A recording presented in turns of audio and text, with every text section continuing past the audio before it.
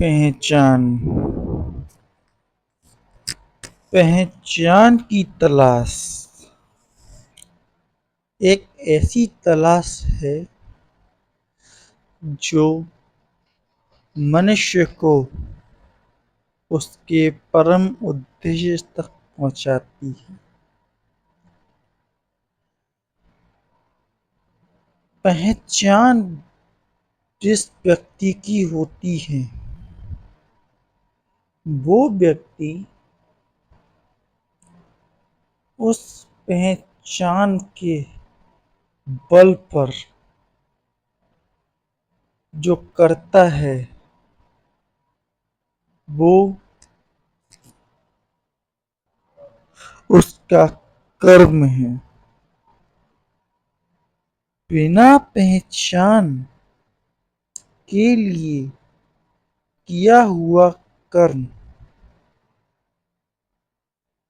कर्म लग सकता है, लेकिन जब हम उस कर्म को पहचानते हैं और पहचान करके जब हम उसे करते हैं, तो उसका लाभ हमें अधिक होता है। सोचिए, अगर हम किसी कार्य को करने जा रहे हैं और हम ये नहीं जानते कि उसके परिणाम क्या होंगे, तो हो सकता है कि उसके परिणाम अच्छे हों, हो सकता है उसके परिणाम अच्छे ना हों। तो इस हाल में हमारे किए हुए कार्य का कोई खास उद्देश्य नहीं रह जाएगा। वही कार्य सबसे अच्छा है, सबसे सुंदर है और अर्थपूर्ण है, जिसका अर्थ हमें पता है, जिसको हम जानते हैं। कर्म निष्काम हो सकता है, कर्म में हमारी कोई लालसा न हो, ये हो सकता है, लेकिन ये भी बहुत ज़रूरी है कि हमें पता हो कि हमारा कर्म क्या है। अनजाने में किया हुआ कर्म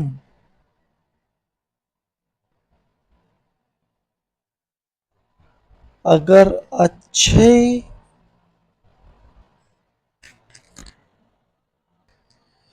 प्रभाव भी देता है,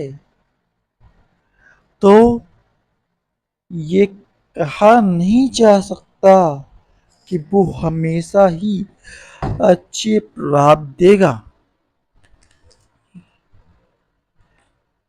लेकिन अगर हम किसी कर्म को दूसरे की भलाई के लिए, समाज की भलाई के लिए करते हैं और उसमें लाभ, दोष और तनिक सोच विचार करके उस कार्य को करते हैं, तो हो सकता है कि वो हमें ऐसे कार्य जो कि अनजाने में हमने किया, उससे कहीं ज़्यादा अच्छा प्रभाव और अच्छा फल हमें देगा। अक्सर हम फल की चिंता न करें। एक कहा जाता है, लेकिन जो फल होता है अंत में वही निर्धारित करता है कि हमारा कार्य जो था उसका उद्देश्य पूरा हुआ है या उद्देश्य पूरा नहीं हुआ है। हम ये मान सकते हैं कि उद्देश्यहीन होकर के काम कीजिए, लेकिन उद्देश्यहीन होना फल से विमुक्त होना नहीं है। अगर हम आग में बहुत सारा जल अर्पण कर दें, लेकिन आग हमारे घर को जलाती रहे, उस पे उसका कोई प्रभाव न हो, तो हमारे ऐसे फल का भी कोई औचित्य नहीं होगा। असल में अगर किसी कार्य का उद्देश्य किसी कार्य का फल ही निर्धारित करता है, हालांकि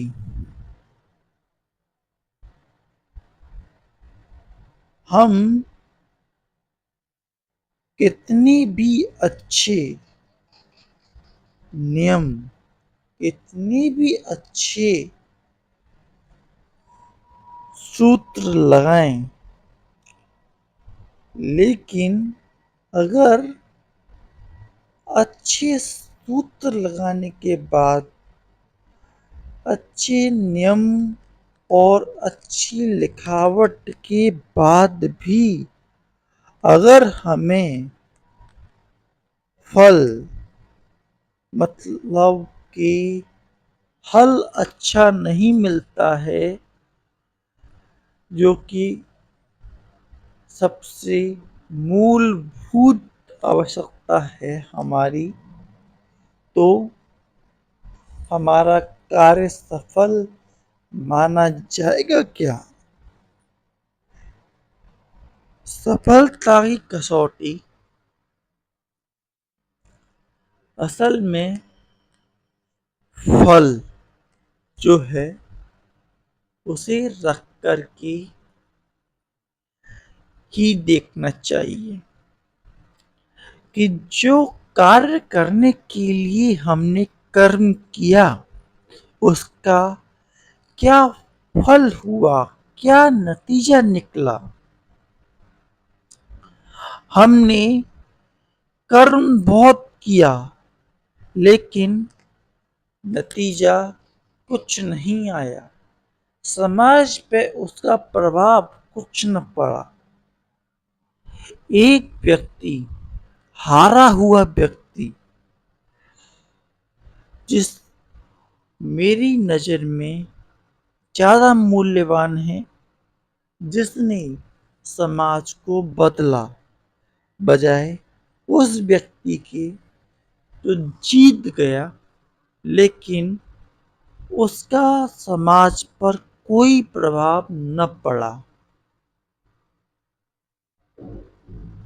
असल में थोड़ा सा नमक उसकी अहमियत है। अगर वो अपने हिसाब से कुछ बदलाव लाता है या उसके होने से कुछ बदलाव होता है, उन मसालों के विपरीत जो एक दूसरे का स्वाद कम करने में लगे हुए हैं। एक नमक बहुत है स्वाद बनाने के लिए उन हजारों मसालों से जो कि एक दूसरे को कम तर करने के लिए लगे हुए हैं। जब खीर बनती है तो अगर कोई निष्काम कर्म के उद्देश्य पे चलते हुए ये सोचे कि केवल उसे खीर बनानी है और उसके लिए वो खीर बनाता चले, तो आपको लगता है कि उसकी खीर अच्छी बनेगी?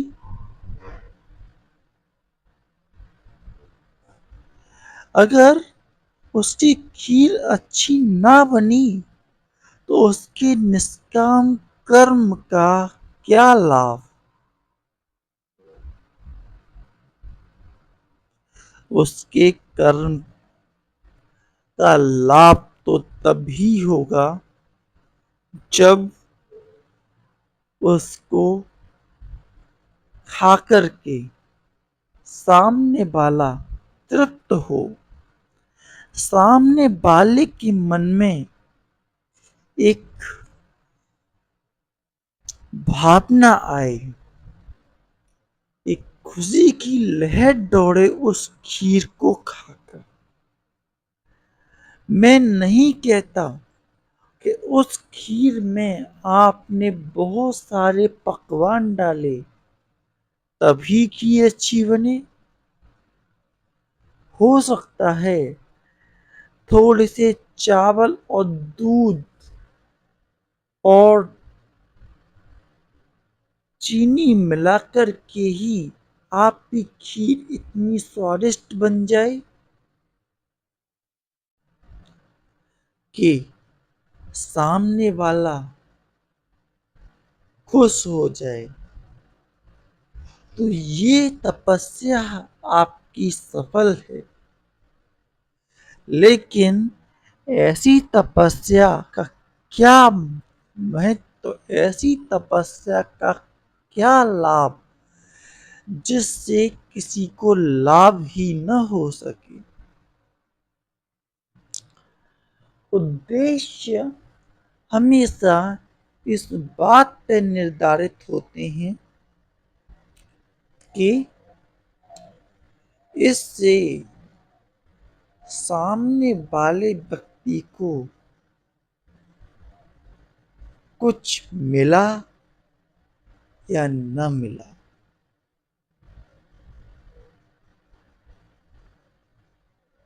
बड़े से बड़े युद्ध में जब युद्ध हुए तो कोई न कोई हारा था, कोई न कोई जीता था। लेकिन इस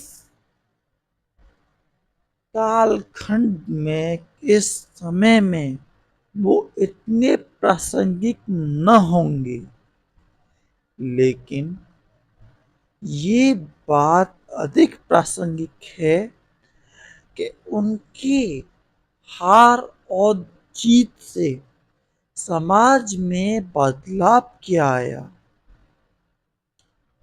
उन्होंने समाज को क्या दिया?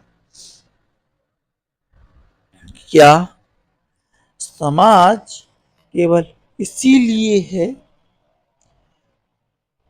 कि उसका उपभोग किया जाए? क्या समाज केवल एक उपभोग की वस्तु से अधिक कुछ भी नहीं? तो मुझे लगता है कि हमने अभी समाज के लिए कोई ठोस कदम नहीं उठाए हैं। मुझे अभी इस बात का खेद भी है कि हम अभी यही सोच कर के बैठे हुए हैं। हम मनुष्य हैं। मनुष्य एक सामाजिक व्यक्ति है। चाहे न चाहे समाज में हो रहे बदलावों का असर उस पर भी पड़ेगा। अगर एक कपड़ा जो गंदा था, एक प्लास्टिक जो कि रास्ते में पड़ी हुई है, जो कि हमने फेंकी है या किसी और ने फेंकी है, हमें लगता है कि हमें उसका प्रभाव न होगा, लेकिन हमारे द्वारा किए गए कर्म हमें प्रभावित करते हैं। अभी नहीं तो फिर कभी। ऐसा नहीं हो सकता कि जो कार्य हम कर रहे हैं उसका दूरगामी परिणाम हमें ना मिले, क्योंकि उसी रोड पर हम भी चलेंगे। गंदगी के बड़े बड़े ढेरों को हमें भी सहना पड़ेगा। अगर हम अपने घर में गंदगी करते हैं तो हमें इस बात का भी ध्यान रखना चाहिए कि उस घर में हमें ही रहना है, और जिस घर में हमें रहना है उसमें अगर हम गंदगी कर रहे हैं तो वो गंदगी ही हमारी पहचान बन जाएगी, और वो पहचान खुद हमारी बनाई हुई है, किसी और की बनाई हुई पहचान नहीं है। अगर आप ये समझते हैं कि एक रास्ते में फेंका हुआ कांटा दूसरों को ही चुभेगा, तो हम एक भ्रम में हैं। कांटा न अपनी मर्जी चुभता है, न अपनी मर्जी से निकलता है। वो हमेशा एक अज्ञानी व्यक्ति द्वारा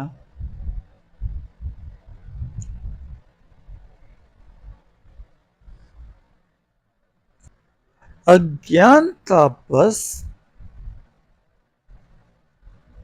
जमीन पर या ऐसी जगहों पर जहां पर आम लोग घूमते फिरते रहते हैं, वहां फेंक दिया जाता है। और ऐसा व्यक्ति जिसको इसका आवाज नहीं होता, वो उस पर पैर रख देता है और कांटा अपनी प्रवृत्ति के अनुसार उसे दर्द देता है। कांटों को कांटा बनाने वाला कौन था? ये भी तो एक सवाल होना चाहिए। हम आज जिन्हें कहते हैं कि वो लोग हमें चुभते हैं, लेकिन उनको ऐसा बनाया किसने? क्या वो हमेशा से ऐसे ही थे? असल में कोई व्यक्ति अच्छा या बुरा नहीं होता, लेकिन आप जिस तरीके से, जिस भाव से और जिस उद्देश्य से उसके पास जाते हैं, वो आपके साथ वैसा ही हो जाता है। अगर आप किसी से गलत भाव से बात करते हैं, गलत उद्देश्य रखते हैं किसी व्यक्ति के लिए, और वह व्यक्ति जब उसी प्रकार के उद्देश्य आपके लिए रखना प्रारंभ कर देता है, तो आपको वो एक कांटे के समान लगना शुरू कर देता है और वो चुभना शुरू कर देता है। लेकिन क्या आपने सोचा है कि वो आपके साथ ऐसा क्यों करता है? क्या वजह होगी जिस कारण उसने आपको इस तरीके से दर्द दिया, कष्ट दिया? क्या उसे आपकी पीड़ा समझ में नहीं आती होगी? क्या आपको उसकी पीड़ा समझ में आती है? जब आप किसी व्यक्ति पर कटाक्ष करते हैं, वार करते हैं, उसके आत्मसम्मान को ठेस पहुंचाते हैं और इसके बाद आप उम्मीद रखते हैं कि वो प्रति उत्तर में आपका सम्मान करे, तो ये कितना जायज है, ये आपको भी सोचना चाहिए। क्या सम्मान केवल एक तरफ से होना चाहिए? क्या सम्मान केवल उसी व्यक्ति का होना चाहिए जो महान है?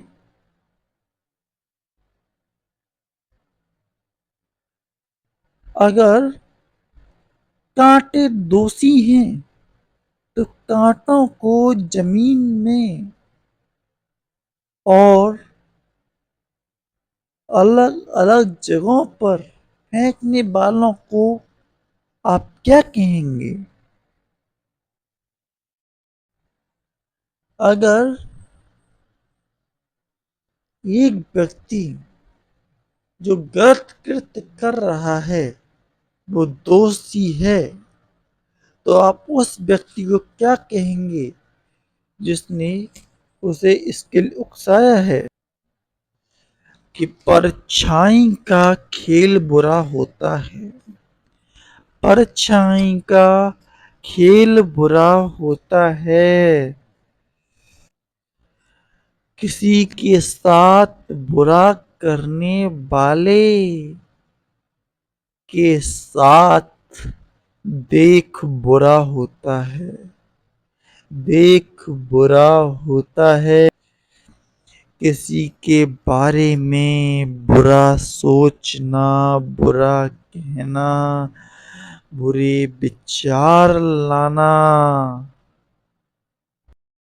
किसी को बुरी नजर से देख ना देख बुरा होता है। बुरा होता है किसी के दर्द में हंसना, किसी को कष्ट पहुंचा करके संतुष्टि पाना,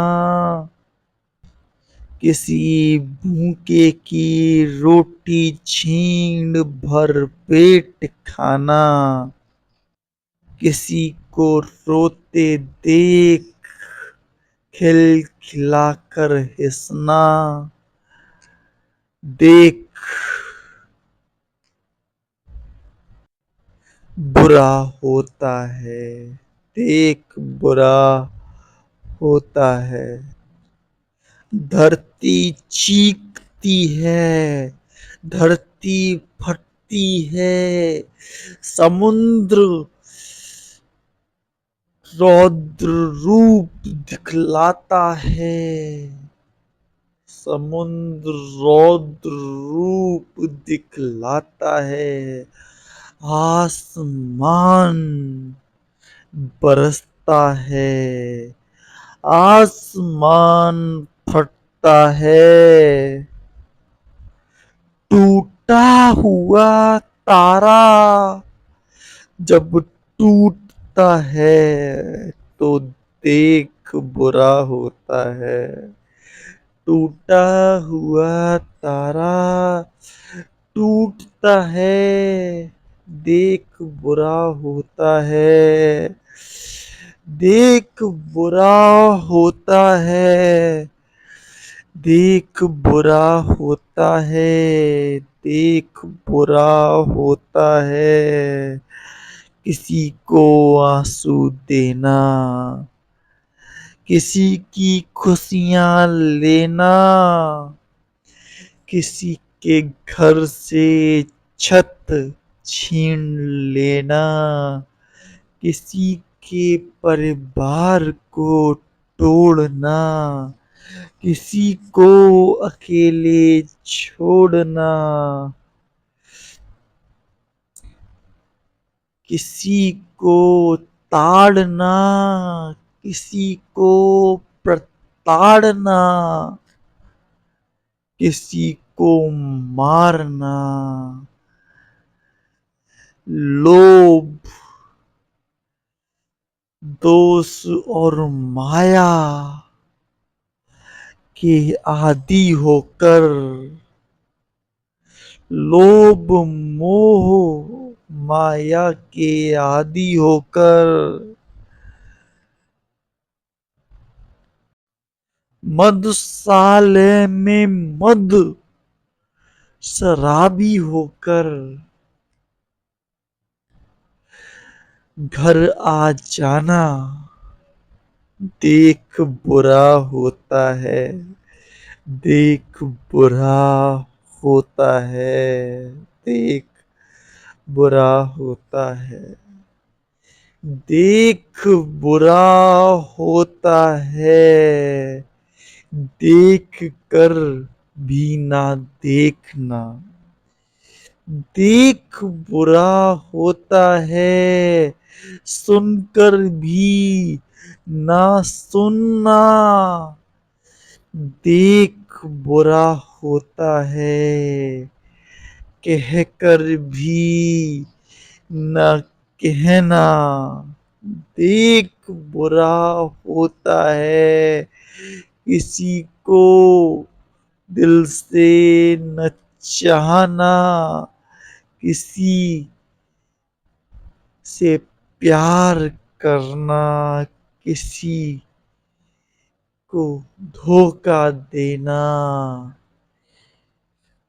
देख बुरा होता है, देख बुरा होता है। जो अंजाम है तेरा वो अंजाम नहीं है, जो अंजाम है तेरा वो अंजाम नहीं है, जो काम है तेरा वो काम नहीं है। जो काम है तेरा वो काम नहीं है। जो नाम है तेरा वो नाम नहीं है।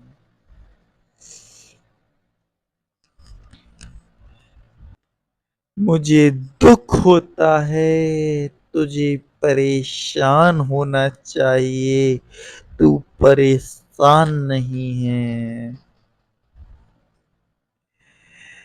तू जटिल से जटिल है, आसान नहीं है। जटिल से जटिल है, आसान नहीं है।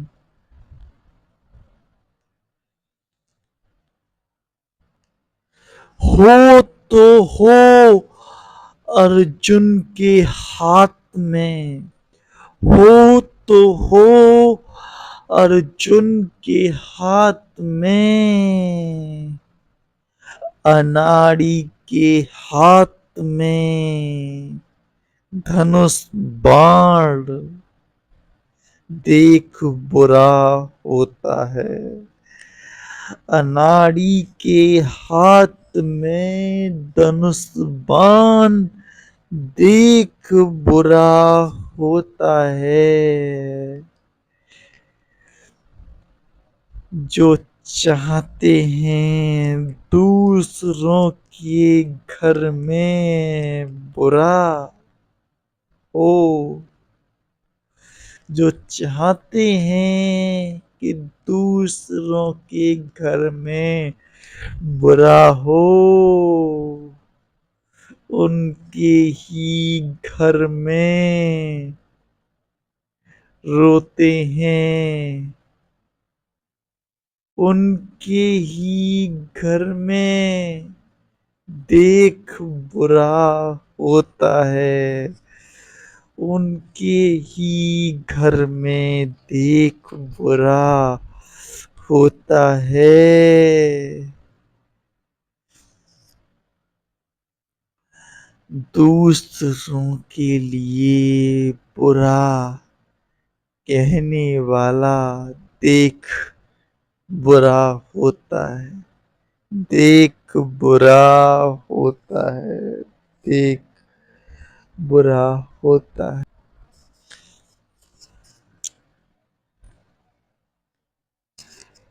तो जिस तरीके से हम आपको बता रहे थे पहचान के विषय में, तो जो पहचान होती है कहाँ से आती है, कौन है जो हमारी पहचान बनता है।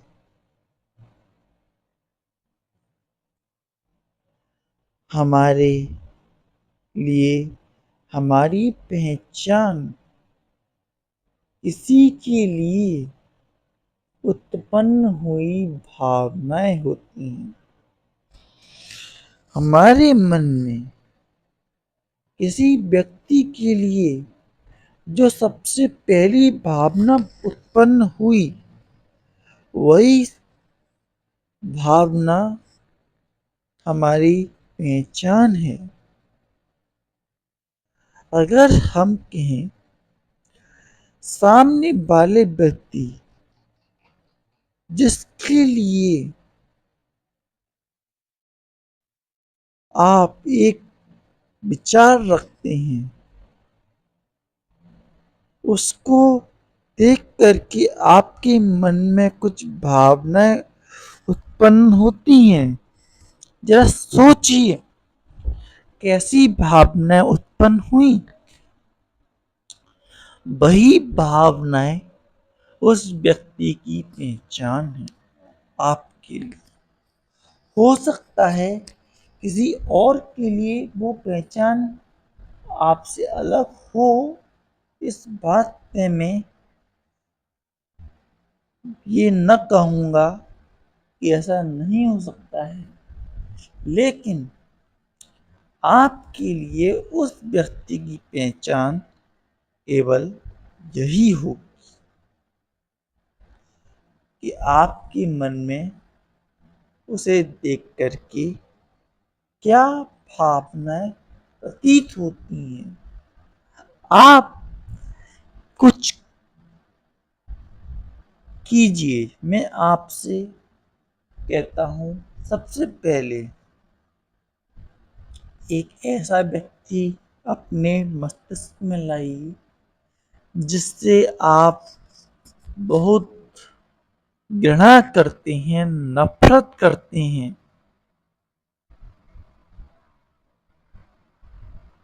तो उसकी पहचान ऐसी क्यों है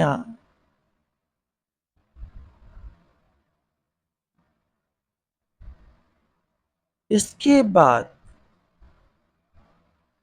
ऐसा व्यक्ति लाइए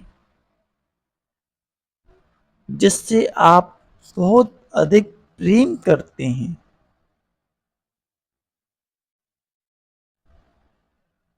और सोचिए उसके बारे में, क्या है उसमें ऐसा जिसके कारण आपको उससे लगाव है। उस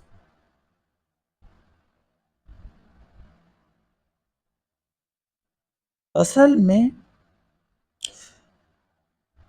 दोनों ही में आपकी भावनाएं सबसे बड़ा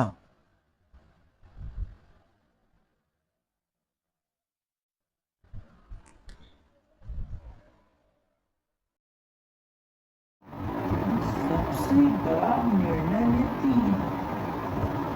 वो दोनों व्यक्ति एक जैसे ही हैं। अगर मैं ये बात की अवसर करता हूँ, तो आप जिस व्यक्ति को पसंद करते हैं जरूरी नहीं कि सब उससे नफरत, सब उसे पसंद करते हैं।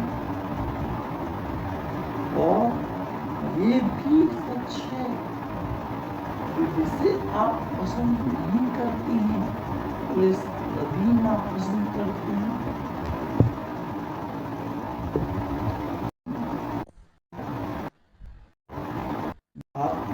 आप होती है, आपको पसंद करते होंगे, वही कुछ लोग आपको पसंद नहीं करते होंगे।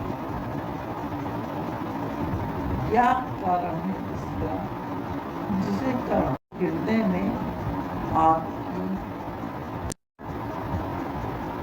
एक अलग मूर्ति है, एक अलग छवि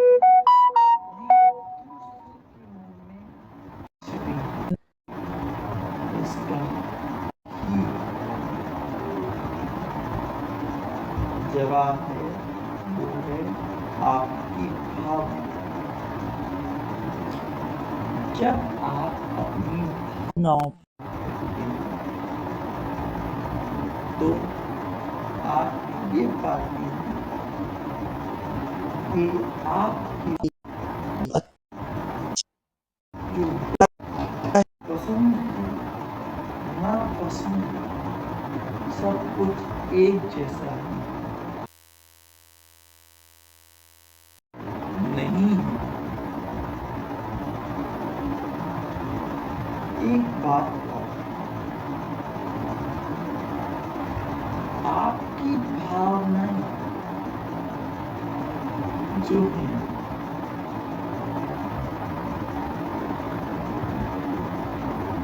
बाहरी भावना और बाहरी कृत्यों की वजह से होती है, इस बात का भी आपको ध्यान होगा। अगर आप एक साधु हैं, साधु बनकर के अगर आप काम कर रहे हैं, अब तो आप बिल्कुल सही कह रहे हैं।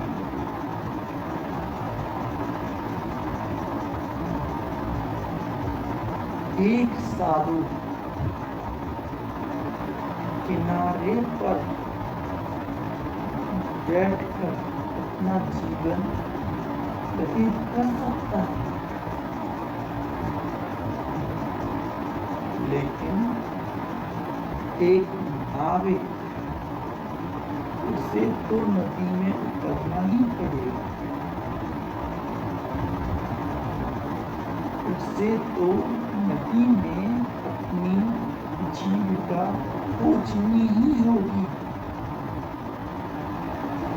वो किनारे पर बैठकर अपना कार्य नहीं कर सकता।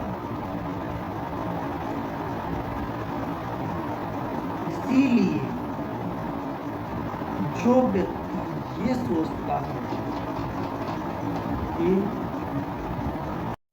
हमारे अंदर जो भावनाएं हैं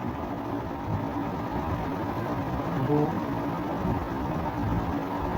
किनारे पर रहें तो काम चल जाएगा।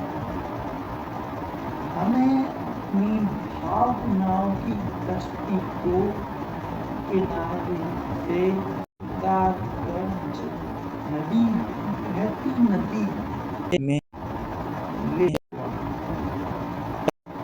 ले इस बात का भी ध्यान कि बहती नदी में बहती हुई भावनाएं वो दूर न रह जाए,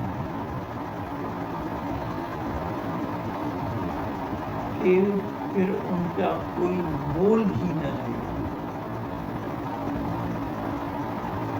भावनाएं जितनी उनका कुछ मोल है। भावनाएं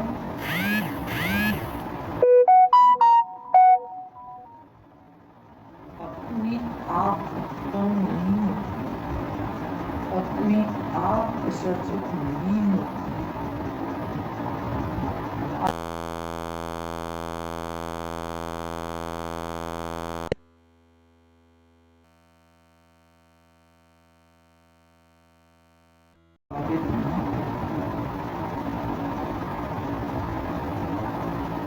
और फिर ये आप पर निर्भर करता है कि आप कितना सक्षम हैं, क्या अपनी भावना काबू रख सक्षम हैं। यदि हाँ तो आप उस नदी में बहुत दूर तक जा सकते हैं, लेकिन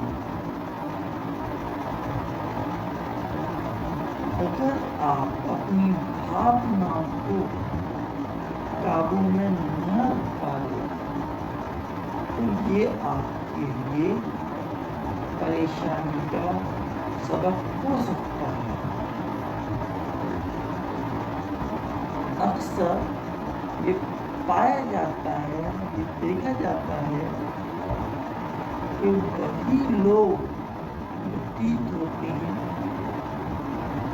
वही लोग परेशान होते हैं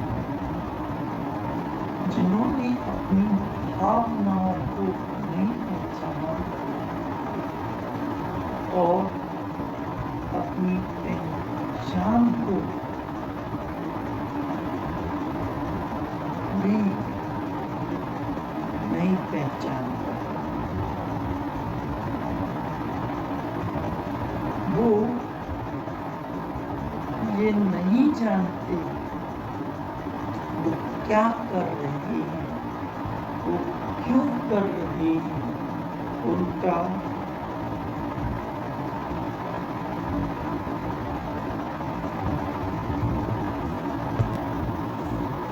उद्देश्य क्या है, वो किस उद्देश्य के लिए इस कार्य को कर रहे हैं और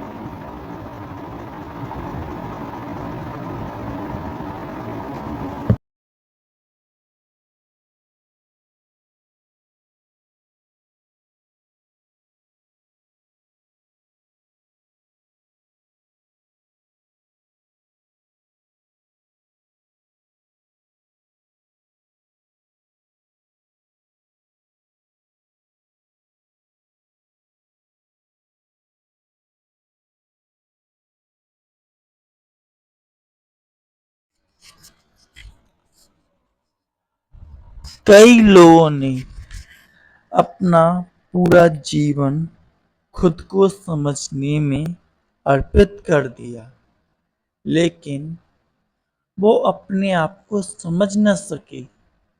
वहीं कुछ लोगों ने कुछ ही पल में खुद को समझ लिया।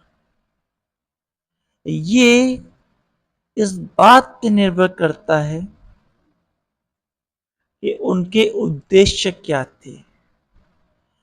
क्या वो भटके हुए व्यक्ति थे या फिर उनके उद्देश्य बहुत स्पष्ट थे। अक्सर जिस व्यक्ति के उद्देश्य स्पष्ट होते हैं,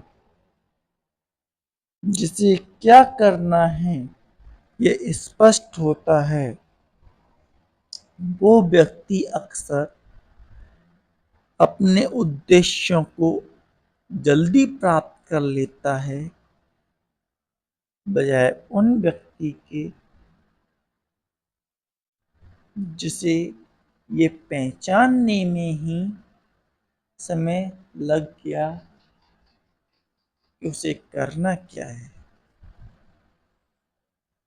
अगर हम ये जानते हैं कि समाज को किस चीज़ की ज़रूरत है और हम उसे क्या दे सकते हैं, तो यही हमारे लिए पर्याप्त है। समाज के लिए कुछ कर दिखाने के लिए हम समाज के लिए ही हैं और समाज हमारे लिए है। अगर समाज से हम अलग हों और हमसे समाज अलग हो, तो दोनों ही हाल में, दोनों ही सूरतों में किसी का भला नहीं हो सकता। एक अकेला व्यक्ति अपने सुखों के लिए लड़े तो कब तक खुश रह सकता है। आपसे मैं पूछना चाहता हूं, एक 10-20 लाख रुपए कमाने वाला व्यक्ति अकेले उसका खर्च कितना होता होगा। उसे खाने के लिए अगर वो खाना चाहता है तो 500 रुपए की थाली या 50 रुपए भी बहुत होते हैं। अगर पेट भरना चाहो तो 100 और अच्छा खाना चाहे तो 100, 200, 300, 500, इतने में उसका पेट भर सकता है। कपड़े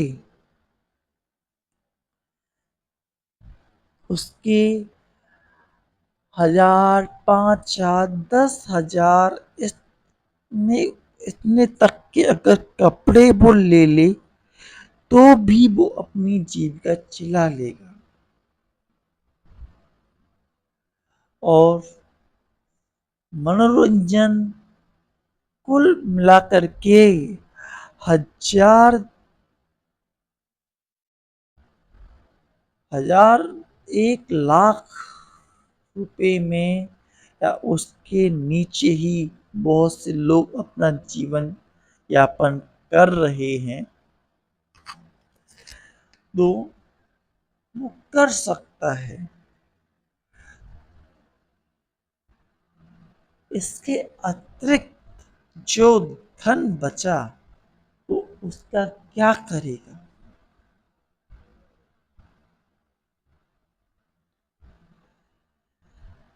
बाकी की चीजें इतनी आवश्यक नहीं होती हैं, अगर कि उनके बिना जीवन नहीं चल पाएगा। जीवन खाने के बिना नहीं चल सकता, जो आपको थोड़ बहुत कम पैसों में मिल जाता है।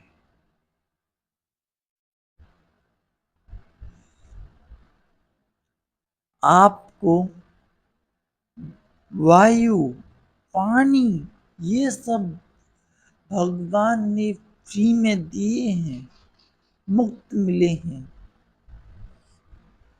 तो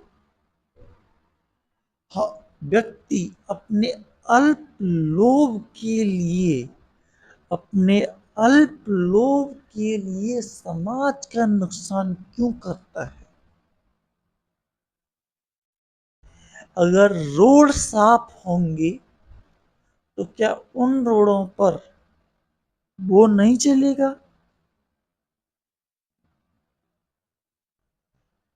अगर वो ऐसे व्यक्तियों के बीच में रहता है जो खुश रहते हैं, तो क्या उसे खुशी नहीं होगी? मैं आपसे पूछना चाहता हूं, आप कैसे लोगों के बीच में रहना चाहते हैं? जो हमेशा दुखी रहते हैं या जो हमेशा खुश रहते हैं?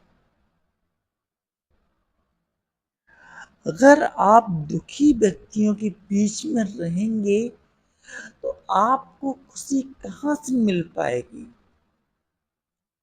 जो व्यक्ति पहले से ही खुद दुखी है, वो आपको प्रसन्न कैसे करेगा? प्रसन्न करने के लिए व्यक्ति को अंदर से प्रसन्न होना जरूरी है। जब व्यक्ति अंदर से प्रसन्न नहीं है, अंदर से खुश नहीं है, तो वो किसी को प्रसन्न क्या करेगा? और अगर हम ऐसे लोगों के बीच में रहते हैं जो खुश हैं, तो हम भी खुश होंगे। इसीलिए हमारा परम उद्देश्य केवल यही होना चाहिए कि हम खुश रहें, हमारा समाज खुश रहे, हमें लोग पहचाने तो ऐसे पहचाने कि एक समाज सुधारक, एक अच्छे व्यक्तित्व के मालिक, एक प्रकृति प्रेमी सामाजिक व्यक्ति के रूप में हमें जाना चाहिए। हम लाख प्रयत्न कर लें, लेकिन हम वो नहीं बन सकते जो कि हम बनना चाहते हैं, लेकिन हम वो अवश्य बनेंगे जो हम बनने के लिए आए हैं। आप अपनी भविष्य की चिंता भविष्य पे ही छोड़कर वर्तमान को अच्छा करने में अपना समय बिताएं। आप भविष्य को देखना चाहते हैं तो आप केवल ये देखें कि आप वर्तमान में क्या कर रहे हैं। आप जो वर्तमान में कर रहे हैं भाई आपका भविष्य है। अगर आप वर्तमान में किसी को प्रताड़ित कर रहे हैं तो यही आपका भविष्य है। अगर वर्तमान में आप किसी भूखे को भोजन करा रही हैं, तो यही आपका भविष्य है। अगर वर्तमान में आपने किसी के आंसू पोंछे हैं, तो ये आपका भविष्य है। अगर आपने वर्तमान में किसी को आंसू दिए हैं, तो ये आपका भविष्य है। अगर आप वर्तमान में अपने घर को साफ रखते हैं, तो साफ घर आपका भविष्य है। वर्तमान में अगर आप अपने देश को साफ रखते हैं, तो ये आपका भविष्य है। आपकी नदियां साफ हैं, आपके जंगल, जीव जंतु सब खुश हैं, सब सही है, तो ये आपका भविष्य है। आप अपने भविष्य के निर्माता हैं, और भविष्य के निर्माता होने के लिए आप खुद देखिए कि आप वर्तमान में क्या कर रही हैं। किसी से ना पूछिए, खुद देखिए कि आप वर्तमान में क्या कर रहे हैं। जो आप वर्तमान में कर रही हैं, वही आपका भविष्य है। भविष्य आपसे बनता है। आप भविष्य के लिए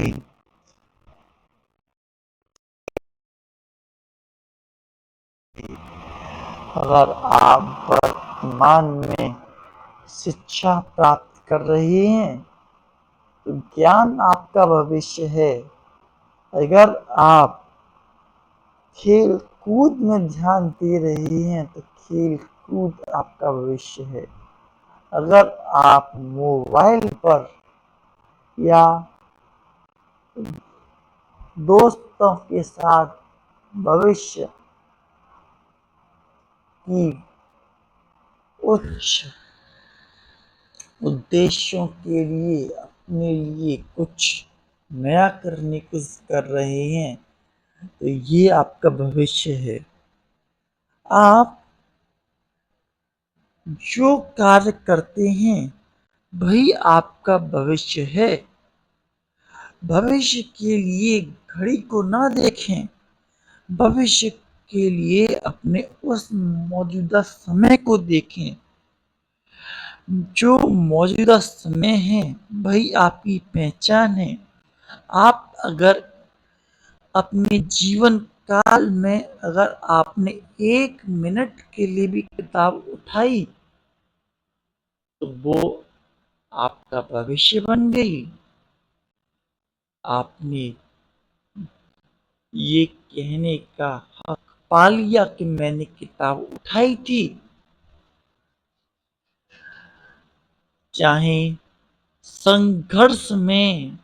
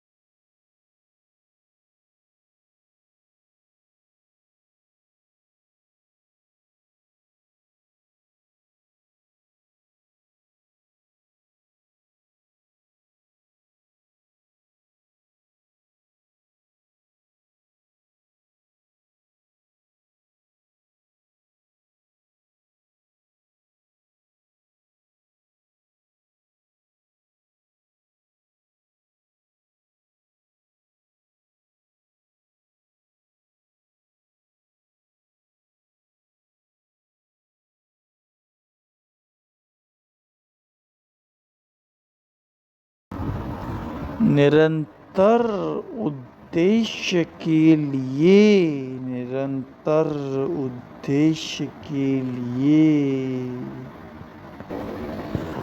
मनन मनन मंथन हुए, मनन मनन मंथन हुए, जिन्हें कोई पूछता भी न था, वो आज माथे का चंदन हुए, अभिनंदन हुए, अभिनंदन हुए, अभिनंदन हुए, अभिनंदन हुए, कोयले कुंदन हुए, कुंदन हुए। इसी के साथ मैं अपनी वाणी को विराम देता हूँ। नमस्कार।